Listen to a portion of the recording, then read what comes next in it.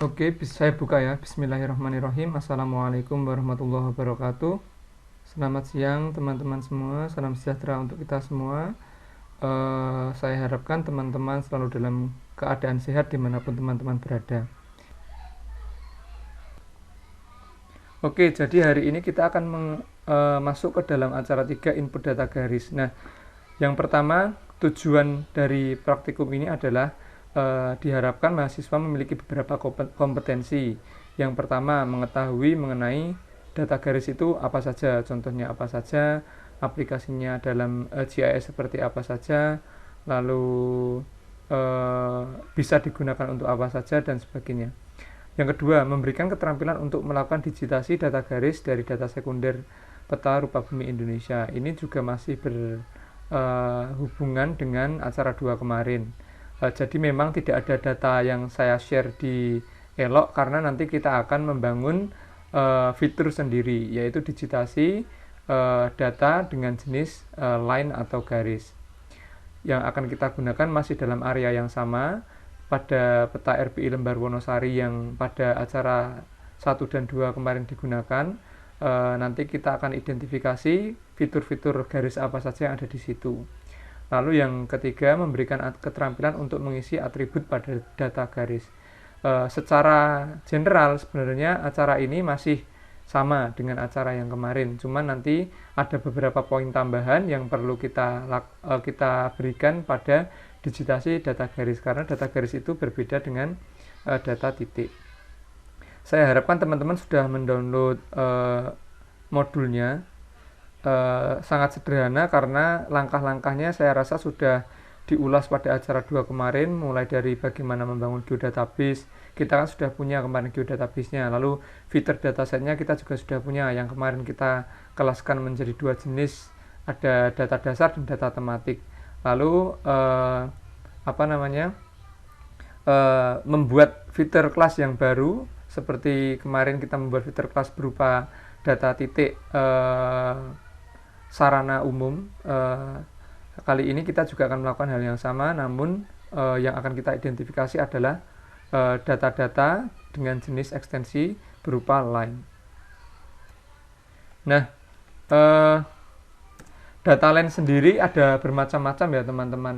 Contohnya, data ini mengekspresikan fitur yang bersifat satu dimensi, karena dia hanya yang informasi yang ada di dalamnya adalah biasanya data panjang, yang ukuran panjang. Nah, di sini contohnya misalnya data sungai, data kontur, data jaringan jalan, itu adalah contoh-contoh data dasar. Kalau data-data tematik misalnya ya contoh data jaringan pipa, lalu jaringan tram atau kereta bawah tanah misalnya. Lalu misalkan jaringan kabel bawah tanah, itu contoh-contoh data-data yang diwujudkan dalam bentuk garis. Nah, secara mendasar data garis ini nantinya bisa kita gunakan untuk analisis jaringan, karena ketika garis-garis itu terbentuk dan terhubung satu sama lain, dia bisa membentuk sebuah sistem jaringan. Misalnya dalam hal ini yang ditunjukkan dalam contoh ini jaringan jalan, lalu jaringan sungai dan sebagainya. Yang dari informasi atribut yang ada pada data tersebut, kita bisa melakukan analisis. Misalnya kita punya data fitur berupa jalan, di dalamnya ada informasi panjang jalan, lalu dia memiliki keterkaitan dengan jalan-jalan yang lain. Nah, dari situ kan kita bisa mengkalkulasikan untuk mencapai dari lokasi A ke lokasi B, misalnya jalan mana yang terdekat. Nah, itu bisa kita lakukan analisis jaringan melalui di situ. Hal itu seperti halnya yang diterapkan dalam misalnya map. Kalau teman-teman menggunakan fitur Google Map, teman-teman melakukan navigasi ingin ke lokasi A dari lokasi B misalnya, atau sebaliknya, Google Map akan menunjukkan misalnya fastest route atau shortest route. Nah, kalau di Google Map sudah ada informasi mengenai kepadatan arus lalu lintas misalnya, yang itu diberikan secara update. Nah, jadi ada bisa estimasi lokasi atau jarak yang bisa ditempuh dengan waktu tercepat. Lalu ada juga jarak yang bisa ditempuh dengan jarak terdekat. Nah, itu beberapa analisis yang bisa digunakan apabila kita menggunakan data garis atau jaringan garis nantinya secara lebih kompleks. Lalu sungai misalnya, bisa juga dilakukan analisis mengenai kerapatan alur sungai, kerapatan drainase, nanti lebih lanjut untuk analisis genangan banjir dan sebagainya. Itu yang pertama. Lalu yang kedua, data garis juga bisa memberikan informasi mengenai arah, misalnya arah aliran, lalu arah lalu lintas, lajur dan jalur jalan, lalu arah itu tadi seperti misalnya kabel optik dan sebagainya, jaringan-jaringan listrik dan sebagainya, itu bisa diberikan informasi. Karena nantinya dalam digitasi ini kita akan mempelajari misalnya bagaimana kita memulai dari starting point sampai ke end point, yang itu nantinya akan memberikan informasi arah dalam data fitur garis yang kita buat. Nah, lalu pada dasarnya garis adalah fitur yang menghubungkan antara titik, bisa 2 titik atau beberapa titik. Misalnya apabila ini ada 2 titik dari titik sini dan sini, dia dihubungkan menjadi satu garis, berarti garis tersebut berupa garis lurus karena dia hanya menghubungkan 2 titik. Nah, garis itu mampu menghubungkan antar node atau titik tadi. Semakin banyak node yang kita gunakan, berarti dia akan memberikan representasi yang lebih bagus, lebih halus terhadap fitur yang kita identifikasi. Misalnya seperti ini gampangannya. Ini ada jalan pada kondisi nyata, misalnya seperti ini. Apabila dilihat dari satelit image atau data foto udara atau data satelit dari atas, bentuknya seperti ini misalnya. Dia melengkung seperti ini, melengkung. Lalu ketika kita ingin mewujudkan dalam bentuk data vektor garis, misalnya untuk pemetaan jaringan jalan misalnya. Apabila kita menggunakan 7 poin atau 7 node, dia akan berbentuk seperti ini. Misalnya kita digitasi tik 1, 2 klik, 3 klik, 4 klik dan seterusnya sampai ada 7 klik. Setiap klik itu kita katakan sebagai nodes. Nah, semakin banyak nodes yang kita gunakan, tentu tingkat kehalusan dari garis itu akan lebih tinggi lagi. Sebagai contoh di sini, apabila kita memiliki 7 poin atau 7 nodes, bentuknya seperti ini. Ketika kita punya 14 poin seperti ini, ketika kita memiliki 21 poin seperti ini. Nah, dapat kita simpulkan bahwa pada contoh ini, poin yang memiliki jumlah nodes lebih banyak, 21 poin, dia lebih representatif pada kondisi nyata. Contohnya seperti ini.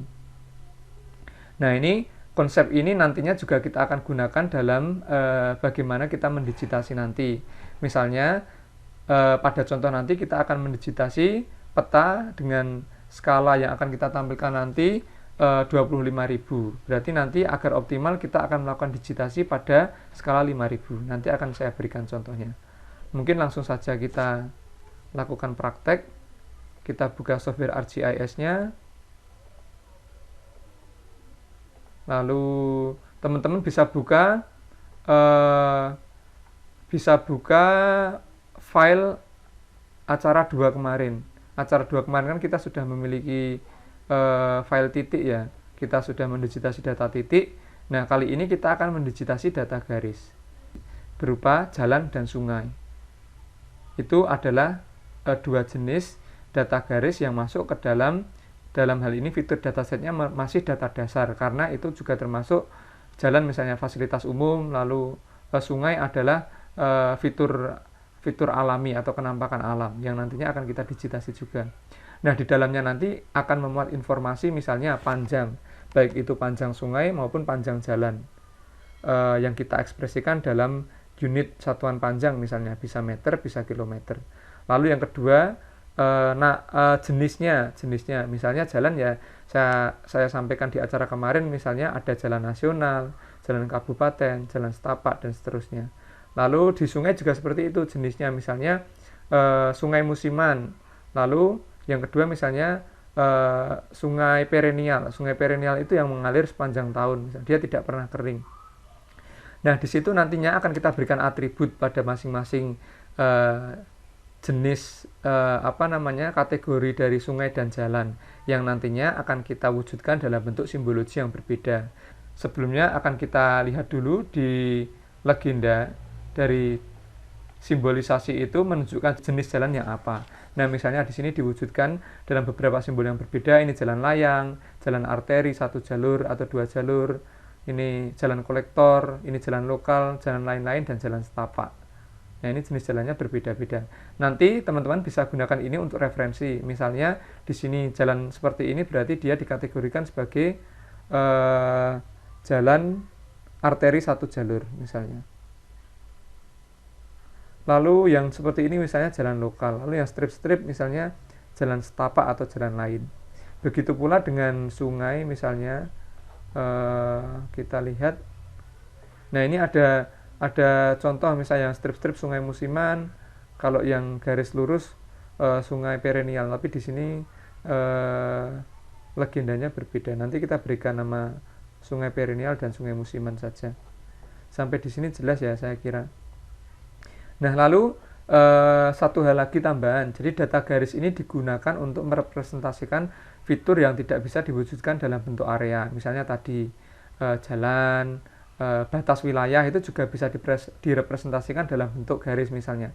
Contohnya seperti ini. Walaupun dia juga bisa direpresentasikan dalam bentuk area. Seperti yang kemarin kita contohkan, kita punya save file administrasi dalam bentuk area. Nah, langsung saja.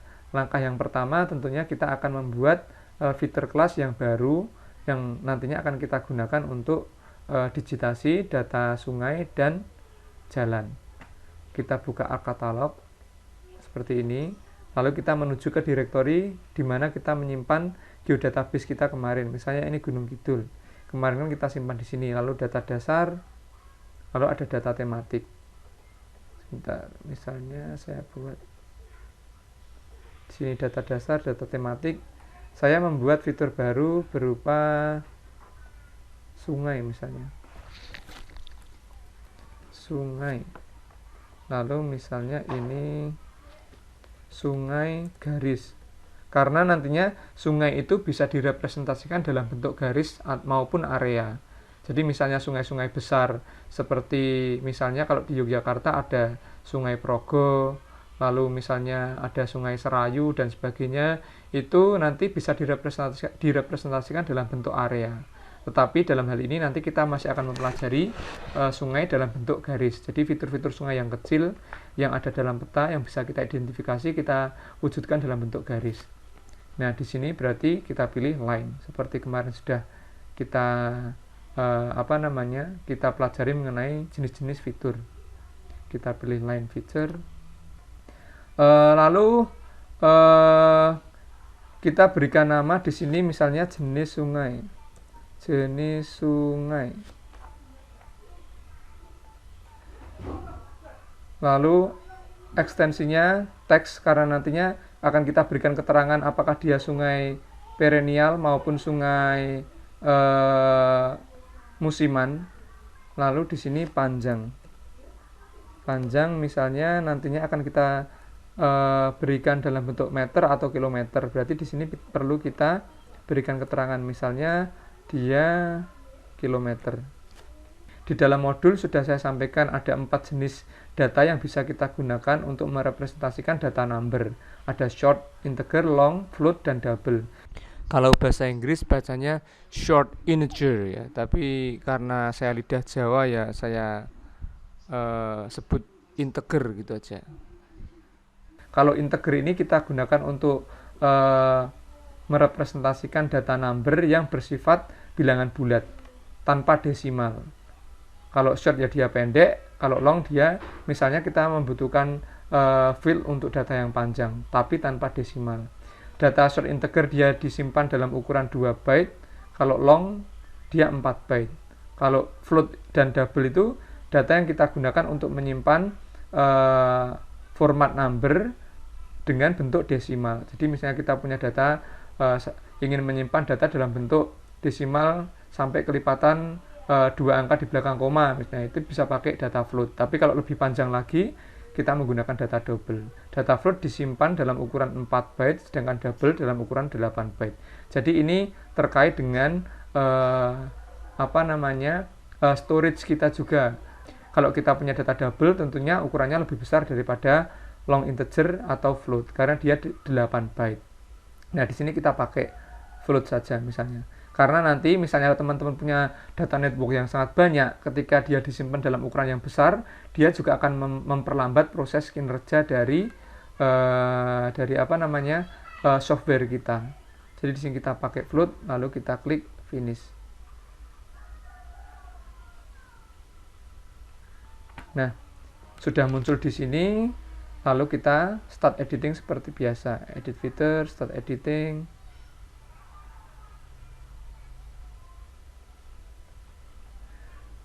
Nah,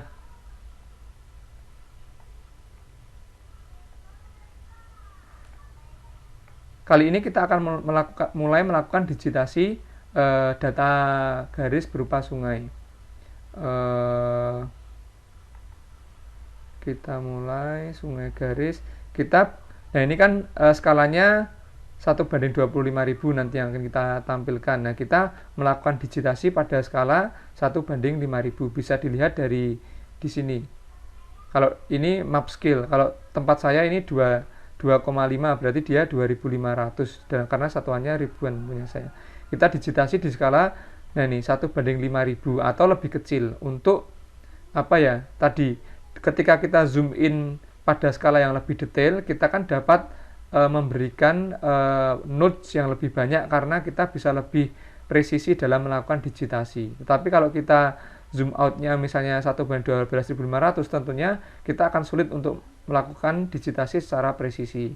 Maka dari itu perlu misalnya kita lakukan zoom in untuk memastikan bahwa digitasi kita nanti adalah akurat mengikuti garis sesuai dengan kondisi aslinya. Nah, mungkin di layar agak kurang jelas ya, karena di sini dia background penggunaan lahannya juga berwarna biru, namun di sini masih bisa kita lihat secara sekilas. Nah, di sini bisa kita mulai digitasi misalnya ini. Nah, ini titik-titik ini nodes. Lalu bisa kita zoom in misalnya ketika kita ingin mendapatkan akurasi yang lebih dari interpretasi kita. Nah, kadang ini tidak jelas, kita zoom out coba untuk memperlihatkan polanya.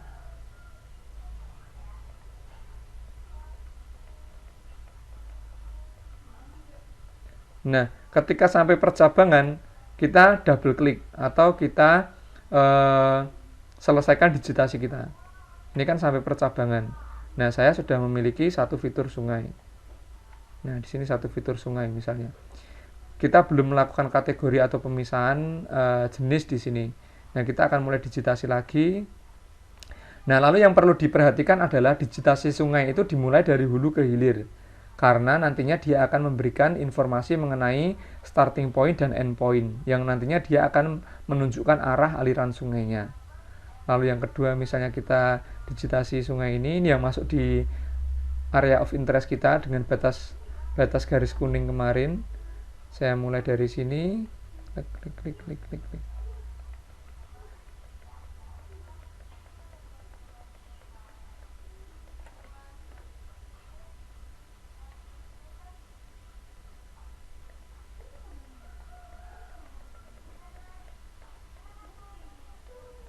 Teman-teman bisa mencari contoh-contoh yang lain pada peta.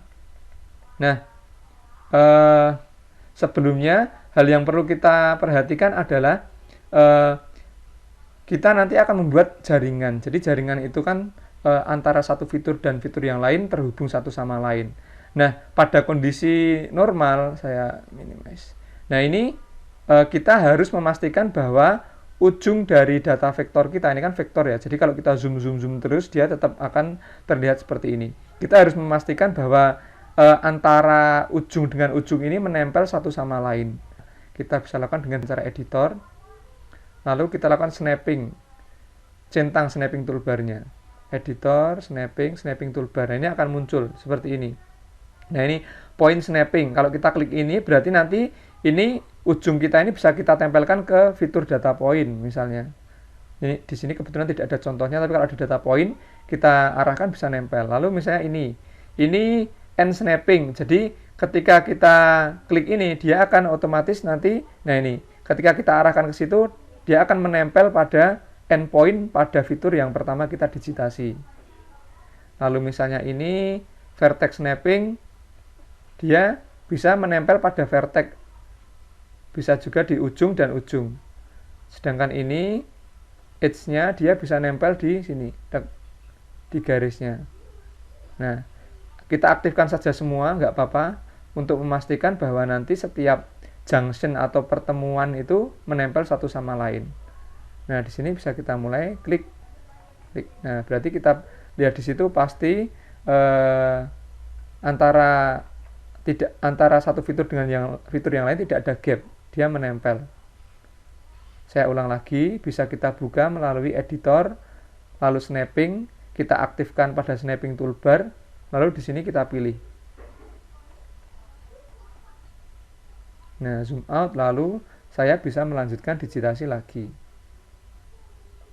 Apabila ini sudah terklik semua secara otomatis, apabila kita ingin memulai digitasi misalnya, nah ingin mulai digitasi sungai lagi, kita arahkan ke sini, dia otomatis sudah menempel pada endpoint-nya, karena di sini snapping-nya sudah beberapa pilihan seperti end snapping, lalu vertex snapping, dan edge snapping sudah diaktifkan. Jadi otomatis ketika kita ke sini, dia akan nempel ke endpoint-nya.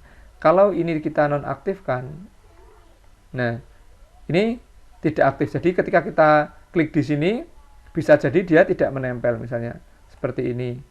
Kalau kita zoom, nah dia tidak menempel. Tapi kalau kita aktifkan misalnya, nah otomatis dia menempel.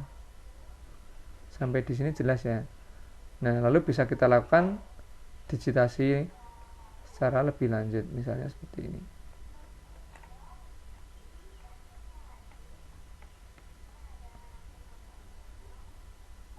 Saya digitasi sampai selesai. Ini sungainya. Anggap saja ini sudah mengikuti 1:5.000 ya. Nah, ini karena ini kategorinya berbeda nantinya, berarti poinnya akan saya selesaikan sampai di sini. Nah, lalu saya digitasi lagi, karena ini jenis datanya nanti adalah, atau jenis sungainya adalah sungai musiman, berarti saya putus sampai di sini, karena di sini nanti kategorinya sungai yang berbeda. Ini sungai perennial. Saya digit sungainya.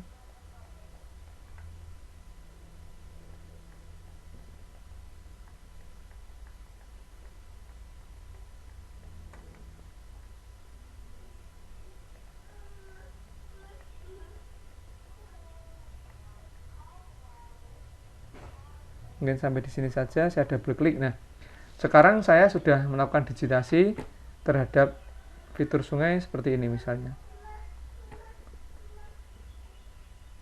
Nah, ini sudah saya digitasi.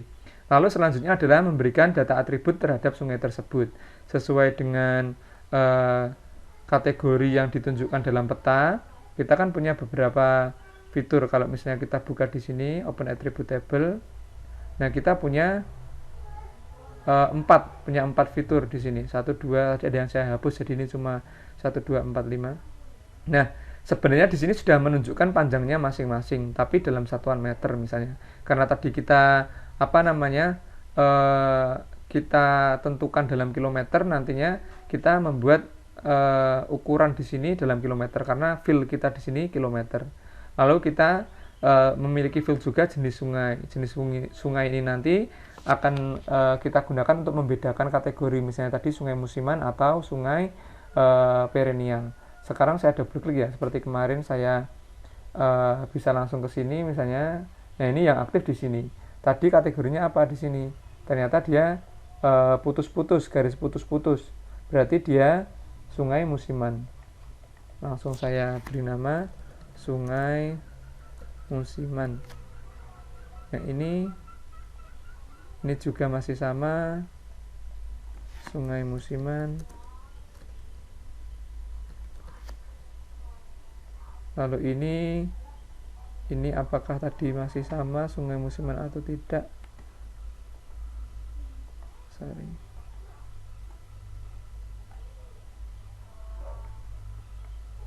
Ya, masih putus-putus. Berarti ini masih sama, sungai musiman. Sungai musiman.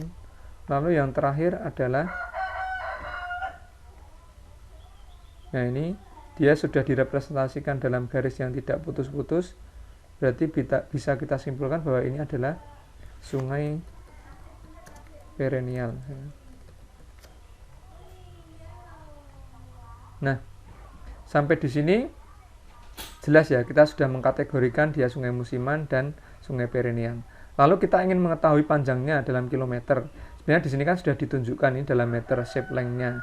Cuman kita ingin tahu dalam kilometer karena biasanya nanti kalau kita representasikan dalam meter itu terlalu panjang, karena biasanya sungai kan panjang. Kalau kita representasikan yang lebih bagus itu dalam kilometer misalnya.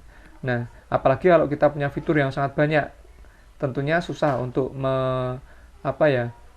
untuk menggunakan data ukuran dalam meter dengan jumlah yang sangat banyak untuk pembahasan kita misalnya. Nah, di sini kita pakai kilometer.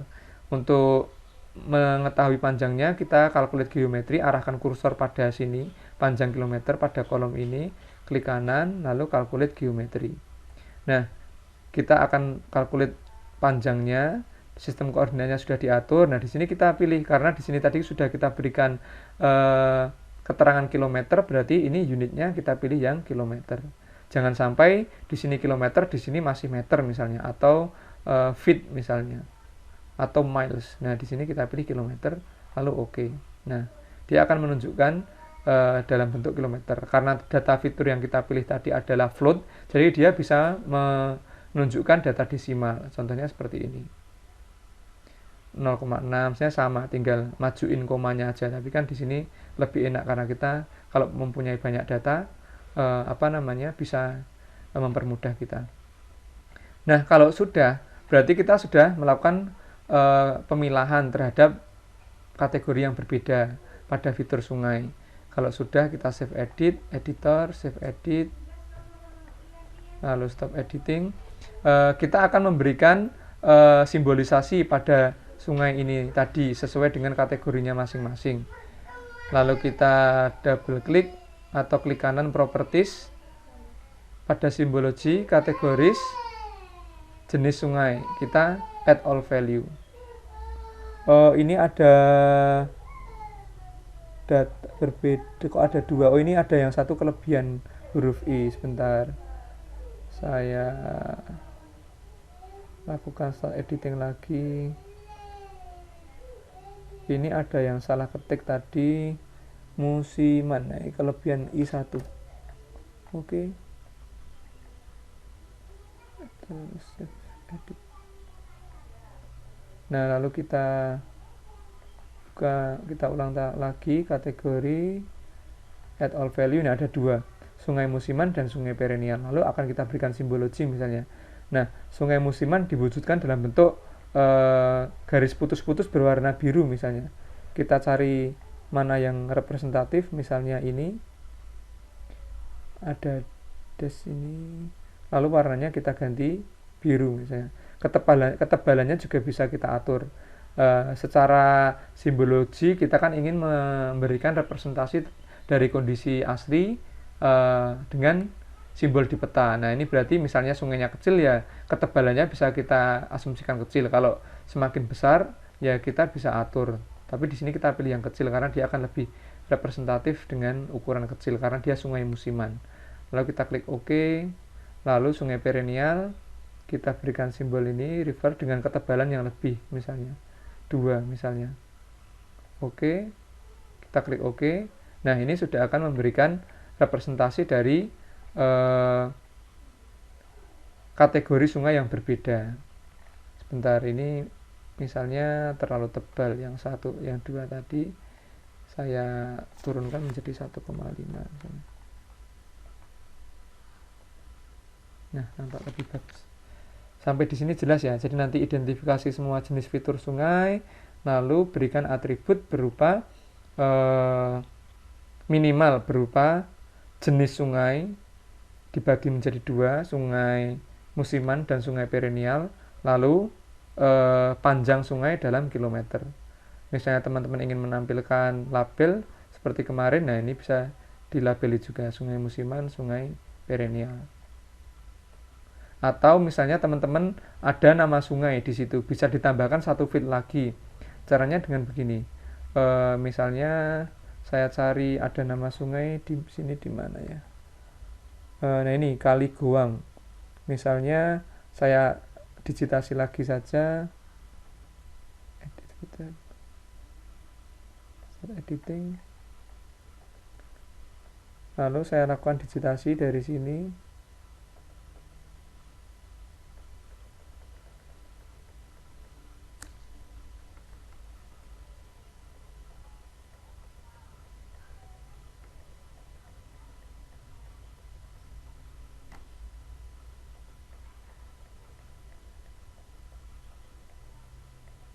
Sampai di sini misalnya. Nah, ini kalau kita lihat di atributnya di sini ada keterangannya kali goang. Nah, di situ bisa kita tambahkan namanya. Caranya kita harus menambahkan field baru. Di sini kan hanya ada field ini, tidak ada field apa namanya untuk nama sungai. Kita hanya punya jenis dan panjang. Ketika kita ingin menambahkan field baru, kita harus stop editing dulu. Editor, save edit, lalu stop editing. Lalu kita open attribute table, kita add field. Nah, kita akan menambahkan field baru. Ini bisa kita lakukan ketika ada tambahan keterangan kategori, sedangkan pada saat kita membangun fitur kelas kita masih belum istilahnya belum menentukan kategori apa saja. Nah, ini bisa kita tambahkan field di sini. Misalnya tadi nama sungai.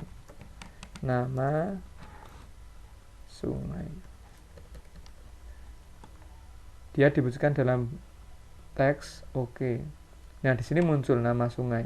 Lalu bisa kita lakukan start editing lagi. Edit fitur, start editing. Dia tadi kategorinya perennial, sungai perennial. Lalu kita bisa calculate lagi. Jangan lupa di sini kilometer. Oke, nah dia panjangnya sekian. Lalu bisa kita beri nama, misalnya di sini kali goang. Nah, sungai yang lain tidak ada keterangan namanya di label yang ada di peta RBI, jadi tidak perlu kita isikan karena ini nanti akan mewakili segmen kali goang tadi. Nah, kalau sudah misalnya save edit, nah kita munculkan labelnya seperti kemarin, properties, lalu label. Tadi kan sudah saya contohkan label, kita memunculkan label dengan keterangan jenis sungai, dia sungai perennial atau sungai musiman. Nah, di sini contohnya dalam peta RBI yang ditampilkan adalah nama sungai. Nah, kan di sini bisa kita pilih.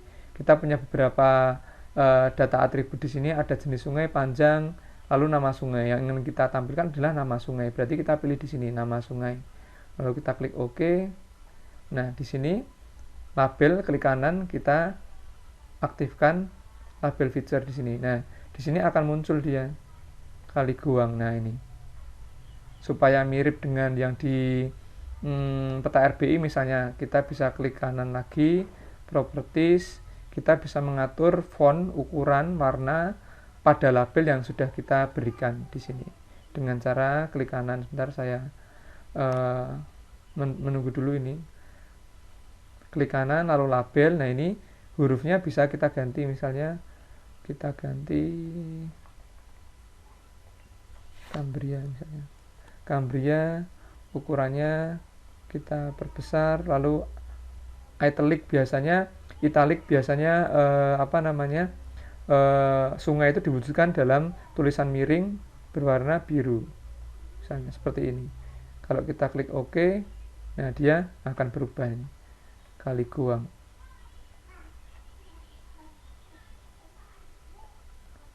Nah, sampai di sini saya kira jelas, yang sudah muncul atributnya kali goang. Nah, sungai selesai. Kita sudah melakukan digitasi data sungai, membedakan kategorinya. Jadi tadi di sini tujuan pertama sudah, tujuan kedua sudah, digitasi data garis dari data sekunder. Atribut juga sudah, tapi tadi kita baru sungai. Kita akan melakukan digitasi lagi untuk fitur jalan. Caranya sama, teman-teman buat fitur kelas dulu pada data dasar, lalu jalan. Karena saya sudah buat, di sini sudah muncul. Lalu add ke dalam layer, start editing. Nah, kita akan mendigitasi jalan di sini sesuai dengan kategorinya misalnya. Nah, jalan ini relatif lebih mudah karena sebagian besar jalan itu direpresentasikan dalam garis lurus. Dan di sini kita tidak mempertimbangkan arah misalnya. Karena kalau sungai tadi kan kita digitasi dari hulu dan hilir, dari hulu ke hilir. Kalau jalan tidak perlu kita tentukan arahnya kemana karena dia jalan dua arah. Jadi misalnya saya akan digitasi ini dulu jalan yang paling besar. Di sini saya klik. Dan apabila kita memiliki segmen yang panjang seperti ini, kita tidak harus memiliki nodes yang banyak. Jadi bisa saja kita langsung seperti ini misalnya. Panjang. Karena di sini sudah merepresentasikan, nah jalan kan biasanya lurus. Kita bisa langsung pakai node panjang aja. Di sini. Lalu di sini selama dia masih tetap representatif. Kalau misalnya ada sedikit belokan seperti ini baru kita buat node baru. Kalau tidak ada ya selama dia masih lurus bisa kita terus saja seperti ini misalnya.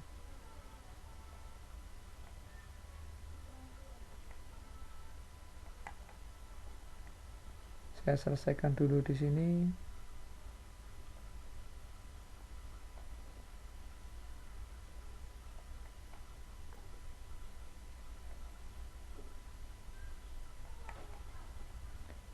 Saya sampai sini, saya double klik untuk menyelesaikan. Nah, saya punya satu fitur jalan baru. Nah, di sini. Lalu saya digit lagi misalnya ini yang ada berbelok ini. Usahakan apabila areanya agak lebar seperti ini, teman-teman digitasi di center line-nya atau di tengah-tengahnya. Misalnya pada sungai, nanti akan saya tunjukkan.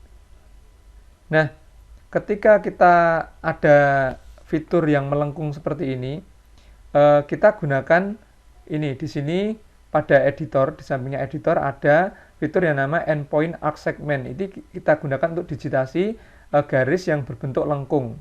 Ini kan lengkung kan. Sebenarnya kita lakukan juga digitasi dengan menambahkan node seperti ini misalnya. Nah, tetapi dia menjadi tidak representatif dan kadang tidak simetris untuk jalan-jalan yang dia misalnya berbelok tajam. Nah, di situ bisa kita lakukan dengan cara ini. Ini kursor kita pindahkan yang sebelumnya dari straight segment ke endpoint arc segment. Nah, jadi dia diklik ke endpointnya, endpoint lengkungnya. Misalnya gambarannya, misalnya lengkungnya dimulai dari sini nih. Ini ujungnya, ini kan mulai melengkung. Ini berarti start point arc-nya, lengkungannya. Endpoint arc-nya kan di sini nih, katakanlah. Berarti kita klik di sini, lalu kita letakkan kursor node kita pada ujung arc-nya di sini. Klik, lalu nah ini kalau kita gerak-gerakkan, nanti dia akan membuat lengkungan. Nah, kita pastikan pas di center line-nya seperti ini. Kita klik lagi, nah dia otomatis akan membentuk fitur dengan garis lengkung yang bagus. Nah, seperti ini. Jadi kita tidak perlu menambahkan node yang banyak, tapi kita lakukan dengan ini, endpoint arc segment. Nah, kalau sudah, ketika kita ingin punya straight lagi, kita klik yang ini lagi, straight segment. Di sini langsung kita klik, dan karena tadi kita sudah mengaktifkan snapping, berarti otomatis dia akan menempel di sini. Nah, double klik. Nah, jelas ya sampai di sini. Kita cari contoh lagi, misalnya ada yang berbelok jalannya. Sebentar, saya cari.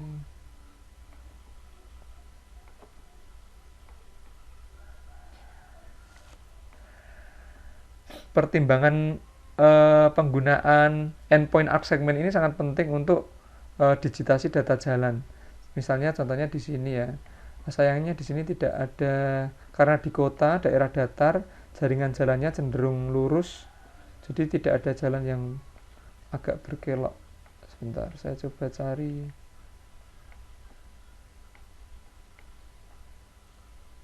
Jalannya agak berkelok. Kalau tidak ada, saya kira satu tadi sudah cukup representatif. Kita coba cari jenis jalan yang berbeda jalan. Ini misalnya jalan setapak. Kita digitasi.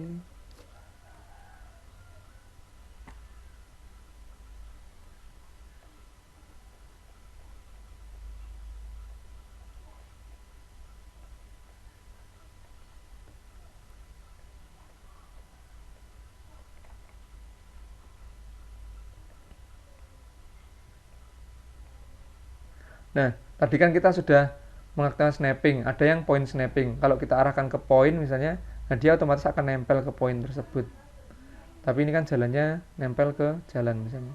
Berarti kita double klik sampai di edge atau di ujungnya fitur ini, klik, nah otomatis dia akan menempel. Lalu kita cari jenis jalan lagi yang lain, misalnya ini. Nah ini misalnya lengkung ini, klik di sini, kita zoom in. Nah ini ada jalan lengkung lagi, kita buat arc pada ujungnya. Nah dia, nah klik, lalu kita kembalikan lagi, double klik di sini misalnya. Nah, lalu ini lagi misalnya di sini, ini otomatis nempel. Sini juga lengkung lagi, kita letakkan di ujung. Nah,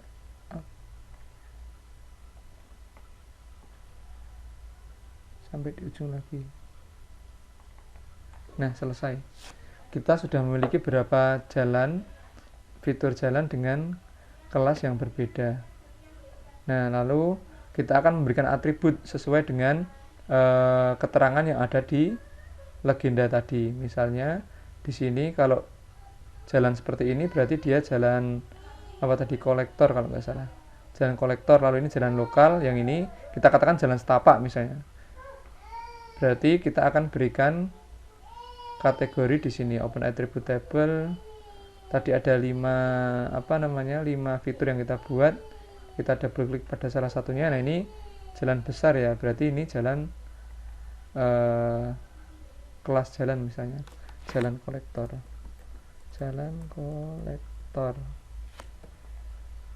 Ini misalnya ada nama jalannya bisa diberi nama, tapi di sini kan di labelnya tidak ada. Nanti yang teman-teman perlu berikan keterangan hanya panjang dan kelas saja. Nama tidak perlu, hanya untuk tambahan informasi saja seperti yang sungai tadi. Lalu ini jalan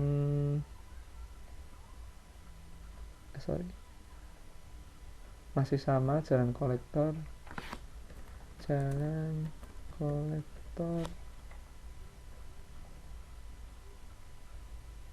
Lalu ini strip jalan setapak.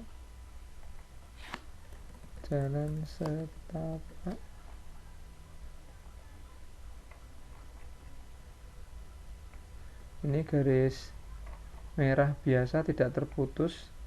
Tadi jalan lokal, ya benar, jalan lokal.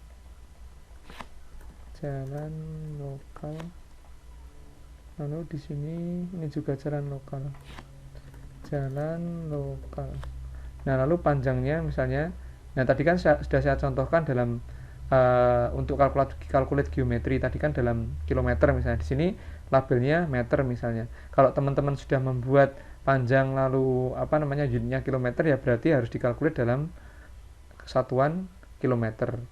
Kalau unitnya di sini dibuat dalam satuan meter, berarti ya di sini dipilih meter. Oke, nah ini harusnya sama. Sudah, berarti kita sudah memiliki informasi kategori dari jalan yang berbeda. Nah di sini kita tambahkan simbologinya tadi, properties.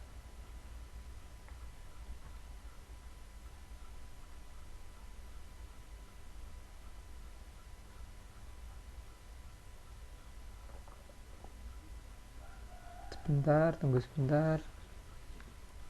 Nah lalu simbologi, kategori, jenis jalan ya, atau kelas jalan, tergantung teman-teman nanti memberikan nama pada fieldnya apa. Add all value. Nah ini kan ada macam-macam jalan kolektor, jalan lokal, jalan setapak, jalan kolektor. Nah ini misalnya ini seperti ini contohnya tadi ya, garis merah dengan outline hitam di luarnya. Oke. Jalan lokal garis merah biasa seperti ini, misalnya ini saya pilih HWRM. Oke. Jalan setapak garis putus-putus juga berwarna merah seperti yang sungai tadi, cuman warnanya merah. Kita cari misalnya ini yang representatif. Ini diberi warna merah, ukurannya bisa kita atur. Oke, nah ini sudah menunjukkan simbolisasi yang berbeda pada masing-masing kategori. Kita klik OK. Nah, ini muncul simbolisasi yang berbeda pada masing-masing kelas jalan yang berbeda. Sampai di sini saya kira cukup karena kita sudah melakukan 3 tujuan utama tadi: pengenalan data garis, digitasi data garis, memberikan atribut. Lalu satu lagi saya tambahkan tadi untuk contoh sungai yang area misalnya. Kalau kita lihat di sini, di salah satu sungai yang masuk dalam AOI kita, nah ini kan sungainya direpresentasikan dalam bentuk area. Nah, ketika seperti ini kita lakukan digitasi, edit feeder,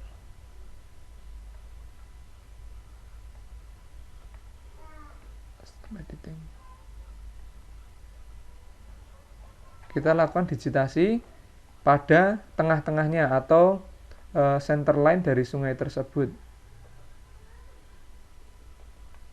Ini kan makanya saya beri nama sungai garis, karena nantinya kita akan punya feed baru yang kita beri nama sungai area misalnya, yang direpresentasikan dalam bentuk area. Misalkan pada peta penggunaan lahan, dia dikategorikan sebagai tubuh air atau sungai area misalnya.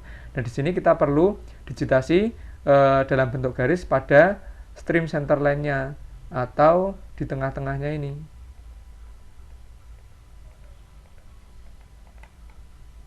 Nah, kalau area ya berarti di tengah-tengahnya ini. Misalnya ini ada lengkung lagi, kita ya pakai end arc segment tadi, kita tempatkan di tengah, paskan lengkungannya, klik, kita lanjutkan lagi. Kita pilih stream center line-nya. Kalau sudah, kita double klik. Seperti itu mungkin. Nah, ini bisa kita tambahkan kategorinya lagi. Sungai perennial.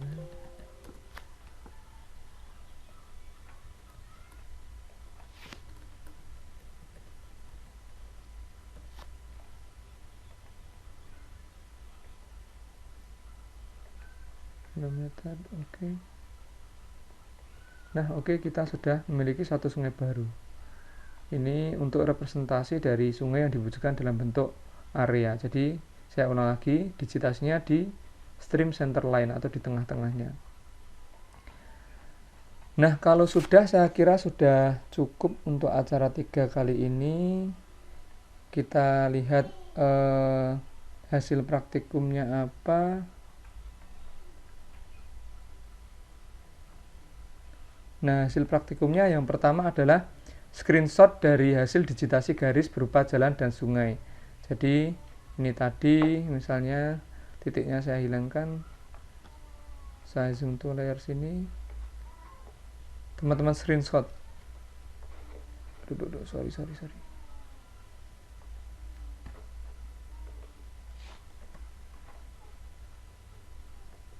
Teman-teman screenshot di sini. Ini hasil digitasinya misalnya. Pada AOI-nya saya zoom in aja, zoom to layer pada AOI-nya. Saya screenshot di sini.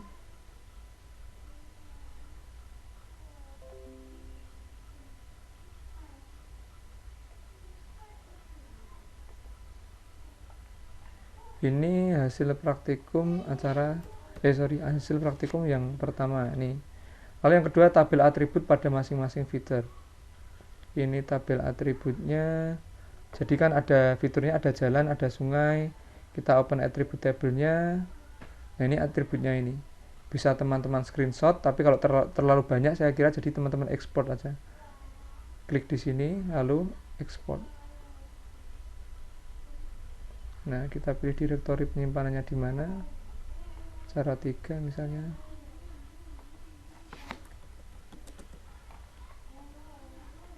Nah, ini kita beri nama misalnya tadi jalan Gunung Kidul. Lalu save as type-nya DBF. Database table di sini ya, DBF ekstensinya. Nanti file ini bisa dibuka di Microsoft Excel. Lalu kita save, oke. Nah, itu yang kedua, atribut tabelnya. Kalau kita lihat di sini misalnya acara 3.